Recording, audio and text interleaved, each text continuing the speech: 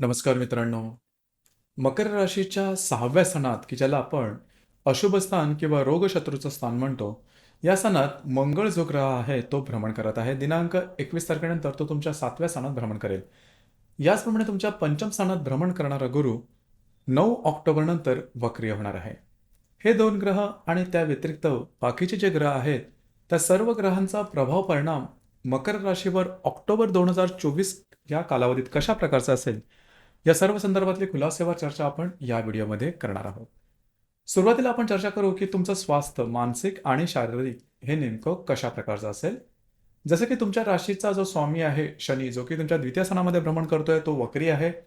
राशीचा जो षष्ठेश आहे बुध, जो की तुमच्या भाग्य दशम आणि लाभ स्थानामध्ये भ्रमण करणार, राशीच्या षष्ठ स्थानात मंगळ जो ग्रह आहे तो भ्रमण करतोय. 21 तारखेनंतर सप्तमात भ्रमण करेल. राशीचा जो अष्टमेश आहे रवी, जो की तुमच्या भाग्यस्थानामध्ये भ्रमण करतोय, 18 तारखेनंतर दशमात भ्रमण करेल. एकंदरीतच सांगायचं झालं तर या संपूर्ण महिन्यात तुम्हाला शरीर स्वास्थ्याचा फारसा काही त्रास होणार नाही, खास करून मानसिक किंवा शारीरिक. या दरम्यान तुमची धावपळ थोडीशी जास्त होईल, तुम्ही जास्त प्रमाणात ऍक्टिव्ह राहाल. त्यामुळे थोड्याफार प्रमाणात लागणं, कापणं, खरचटणं अशा प्रकारचे काही अनुभव येऊ शकतील. जे तुमचं कार्यक्षेत्र असेल त्या ठिकाणी थोडीशी काळजी घ्या.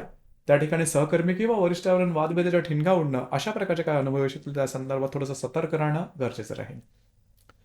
याचप्रमाणे तुमचं जे कार्यक्षेत्र, तुमचं जे आर्थिक स्तर आहे त्या संदर्भात विचार करायचा झाला तर तुमच्या राशीचा जो धनेश आहे शनी, जो की धनस्थानातच आहे, वक्री झालेला आहे. याचप्रमाणे पंचमेश जो आहे शुक्र, जो की तुमच्या दशम स्थानामध्ये स्वतःच्या स्थानामध्ये स्वतःच्या राशीत भ्रमण करतोय आणि 17 तारखेनंतर हा तुमच्या लाभ स्थानामध्ये भ्रमण करणार आहे. आणि पंचमामध्ये गुरु सुद्धा भ्रमण करतो आहे, 9 तारखेनंतर वक्री होणार आहे. राशीचा जो अष्टमेश आहे रवी, जो की तुमच्या भाग्यस्थानातून 10व्या स्थानात भ्रमण करेल दिनांक 18 तारखेला. आणि राशीचा जो लाभेश आहे मंगळ, जो की तुमच्या 6व्या स्थानातून 7व्या स्थानात भ्रमण करेल दिनांक 21 तारखेला. तर एकंदरीतच सांगायचं झालं तर या दरम्यान तुम्हाला आर्थिक संदर्भात मोठे काही त्रास होणार नाही, त्याच्यामुळे तशी काही काळजी करू नका. फार मोठे सेटबॅक येणं किंवा आर्थिक संदर्भात खूप मोठ्या फायनान्शियल क्रंचेस वगैरे येणं असे काही अनुभव येणार नाहीत. मात्र तुमचे जे खर्च असतील त्याच्यावर थोडंसं नियंत्रण ठेवणं गरजेचं राहील. जर तुम्ही शेअर मार्केटमध्ये ट्रेड करत असाल तर लॉंग टर्ममध्ये केलेली इन्व्हेस्टमेंट तुमच्यासाठी फायदेशीर राहील. परंतु एक निश्चित की फार काही मोठे फायनान्शियल क्रंचेस तुम्हाला या महिन्यात अनुभवास येणार नाहीत. गृहसख्याबद्दल सांगायचं झालं तर तुमच्या राशीचा जो चतुर्दश आहे मंगळ, जो की तुमच्या 6व्या स्थानामध्ये भ्रमण करतोय 21 तारखेनंतर, हा तुमच्या 7व्या स्थानामध्ये भ्रमण करणार आहे. साधारणतः घरातलं वातावरण हे या महिन्याच्या 22 ते 23 तारखेपर्यंत गढूळ राहील. घरातले जे पुरुष वर्ग असेल त्यांनी त्यांच्या आरोग्याकडे लक्ष देणं गरजेचं राहील. थोडंसं या संदर्भात काळजी घेणं गरजेचं राहील. वास्तूच्या संदर्भामध्ये नवीन वास्तू घेणं, असलेली वास्तू विकणं किंवा वास्तूमध्ये रिनोव्हेशन करणं, हे सगळे प्रकार साधारण तुम्ही 22-23 तारखेनंतर हाती घेऊ शकता. त्यानंतर लव्ह लाईफ बद्दल सांगायचं झालं तर तुमच्या राशीचा जो पंचमेश आहे शुक्र, जो की तुमच्या 10व्या स्थानामध्ये भ्रमण करतोय 17 तारखेनंतर, हा तुमच्या लाभ स्थानामध्ये भ्रमण करणार आहे. तुमच्या पंचमामध्ये गुरु जो आहे तो भ्रमण करतोय आणि 9 तारखेनंतर वक्री होणार आहे. तर साधारणतः या महिन्याच्या 10-12 तारखेनंतरच्या कालावधीमध्ये थोडंसं जर तुम्ही कोणत्या रिलेशनशिपमध्ये असाल तर तू मैमे ज्याला आपण म्हणतो अशा प्रकारचे काही अनुभव येतील. परंतु त्याचा फारसा मोठा परिणाम तुमच्या रिलेशनशिपवरती अजिबात होणार नाही. ज्या गर्भवती महिला आहेत त्यांनी थोडंफार स्वतःच्या आरोग्याकडे लक्ष देणं गरजेचं राहील. जो विद्यार्थी वर्ग आहे त्यांच्यासाठी याचा कालावधी आहे तो शुभ फलदायी असाच असणार आहे. वैवाहिक जीवनाबद्दल सांगायचं झालं तर दिनांक 21 तारखेनंतर मंगळ जो ग्रह आहे हा तुमच्या सप्तम स्थानामध्ये येणार आहे. साधारणतः 22-23 तारखेनंतरच्या कालावधीमध्ये तुम्हाला असं वाटेल की तुमचे जे वैवाहिक जोडीदार आहेत तुमच्यावरती थोडेसे हावी होत आहेत विचारांनी, किंवा त्यांचा विचारांचा पकडा हा तुमच्यावरती जास्त होतो, किंवा त्यांच्यामध्ये आणि तुमच्यामध्ये थोड्याशा वादविवादाच्या ठिणग्या हा जास्तच उडतायत. काळजी घ्या या संदर्भामध्ये. हा कालावधी फारसा काही मोठा नसतो. मंगळाचं जे भ्रमण तुमच्या सप्तमातून दिनांक 22 तारखेला होणार आहे, परंतु थोडंसं स्वतःवरती नियंत्रण ठेवणं गरजेचं राहील. याचप्रमाणे कार्यक्षेत्राच्या संदर्भात सांगायचं झालं तर तुमच्या राशीचा जो कर्मेश किंवा दशमेश जो आहे शुक्र, हा दशम स्थानामध्येच भ्रमण करतोय. 17 तारखेनंतर हा तुमच्या लाभ स्थानामध्ये भ्रमण करेल. तर जे तुमचं कार्यक्षेत्र असेल त्या संदर्भामध्ये काही काळजी करू नका. गोष्टी तुम्हाला अपेक्षित अशाच घडतील. खरं तर तुम्ही तुमच्या कार्यक्षेत्राचा किंवा कामाचा ठसा या दरम्यान उमटवू शकाल, जी की खूप चांगली गोष्ट आहे. एकंदरीत सांगायचं तर या संपूर्ण महिन्यामध्ये थोडंसं तुमचे खर्च आणि गुंतवणुकीकडे लक्ष द्या आणि थोड्या वेळ म्हणून तुमच्या आरोग्याकडे लक्ष देणं महत्त्वपूर्ण राहील. यानंतर आपण चर्चा करणार आहोत दैनंदिन जीवनावरती होणारे ग्रहयोगांचे परिणाम नेमके कशा प्रकारचे असतील. जसं की दिनांक 4 तारखेला शनी आणि शुक्राचा त्रिकोण योग होणार आहे.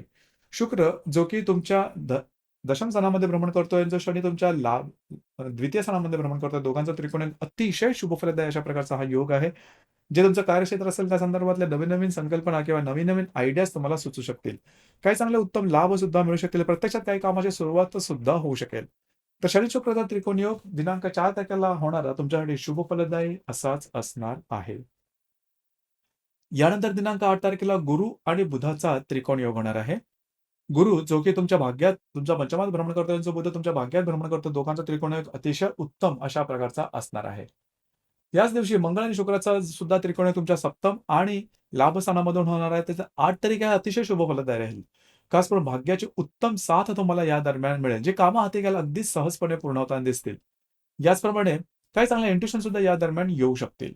चांगल्या आयडियाज वगैरे येऊ शकतील.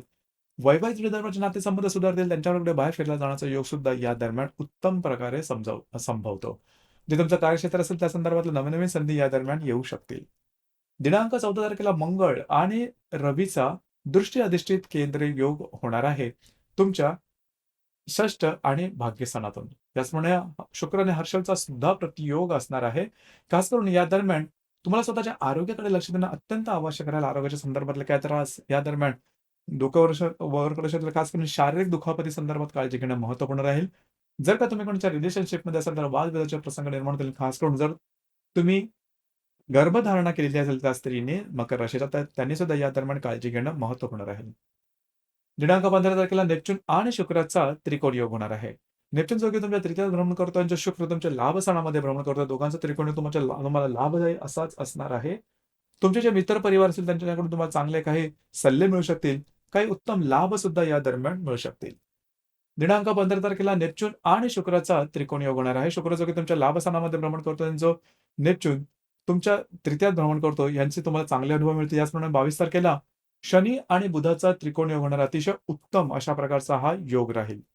शनी जो की तुमच्या धनात भ्रमण करतोय आणि जो बुध तुमच्या दशम स्थानामध्ये भ्रमण करतोय, दोघांचा त्रिकोण जे तुमचं कार्यक्षेत्र असेल त्या संदर्भातले कागदोपत्री व्यवहार सक्सेसफुल होणं, त्या संदर्भातल्या काही गोष्टी फायनल होणं, त्या संदर्भात तुम्हाला काही चांगले लाभ मिळणं प्रत्यक्षात किंवा लाँग टर्ममध्ये काही चांगले इन्व्हेस्टमेंट होणं, अशा प्रकारचे अनुभव या दरम्यान निश्चित येतील. दिनांक 28 तारखेला मंगळ आणि नेप्च्यूनचा त्रिकोण योग होणार आहे. तुमच्या सप्तम आणि तृतीय स्थानातून आणि शनी-शुक्राचा केंद्र योग सुद्धा होणार आहे. तुमच्या द्वितीय आणि लाभ स्थानातून. साधारणतः या दरम्यान वैवाहिक जोडीदाराचे नातेसंबंध सुधारतील. जर तुम्ही पार्टनरशिपच्या बिझनेसमध्ये असाल, तरी काही चांगले अनपेक्षित लाभ तुम्हाला या दरम्यान मिळू शकतील. मात्र तुमचे खर्च आणि तुमची गुंतवणूक या संदर्भात काळजी घेणं या दरम्यान महत्त्वपूर्ण राहील. दिनांक 30 तारखेला हर्षल आणि बुधाचा प्रतियोग होणार आहे. हर्षल जो की तुमच्या पंचमात भ्रमण करतोय, जो बुध तुमच्या लाभ स्थानामध्ये भ्रमण करतोय, दोघांचा प्रतियोग महत्त्वपूर्ण राहील. जर तुम्ही कोणाच्या रिलेशनशिपमध्ये असाल तर वादविवादाचे प्रसंग निर्माण होतील. सगळ्यात महत्त्वाचं म्हणजे जर तुम्ही शेअर मार्केटमध्ये ट्रेड करत असाल तर या दरम्यान अजिबात ट्रेड करू नका. तुमचे अंदाज चुकू शकतील. हेवी लॉसेस वगैरे येऊ शकतील. दिनांक 31 तारीख तुमच्यासाठी शुभफलदायी राहील. 31 तारखेला बुध आणि नेप्च्यूनचा त्रिकोण योग होणार आहे. नेप्च्यून जो की तुमच्या तृतीय स्थानामध्ये भ्रमण करतोय, जो बुध तुमच्या लाभ स्थानामध्ये भ्रमण करेल.